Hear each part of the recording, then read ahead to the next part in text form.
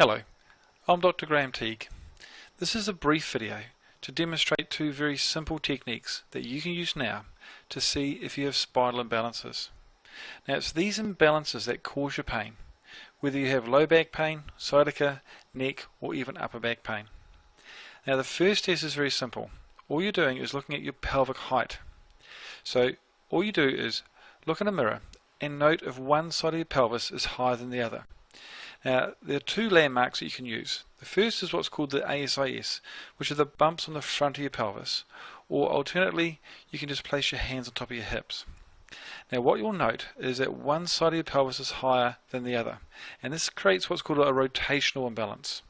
If your left side is higher, you have what's called an LFP, and if you have the right side higher, you have an RFP.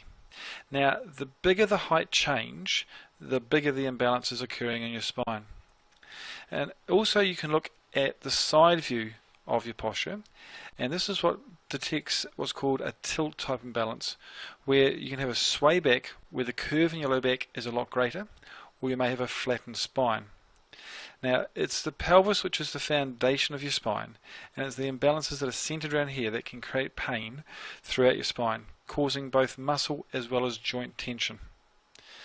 Now, a second test that you can use, which also confirms these imbalances, is what's called a straight leg raise. So simply lie on your back with your knees bent and then straighten one leg and raise it as high as you can until you can feel a pulling in the back of your leg or in your lower back. And then just repeat this for the other side.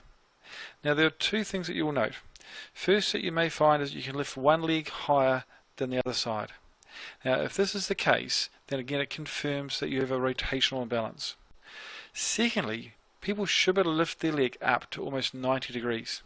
Now if you find that you can't lift your leg up to 90 degrees, and if both your legs are similar, then you may have those tilt type imbalances. But these two simple tests indicate that there are imbalances in your spine.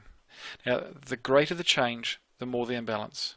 If there's minimal change, then it means that your pain is very simple and very quick to remove. If the imbalances are greater, then pain is still very simple to remove, but it will take a small amount of time to return your spine to balance. But these two tests can be used to detect your imbalances now, but you also can use them to monitor your imbalances. Long-term wise, you can use these same tests to make sure your spine stays in balance, which is important for a long-term future of being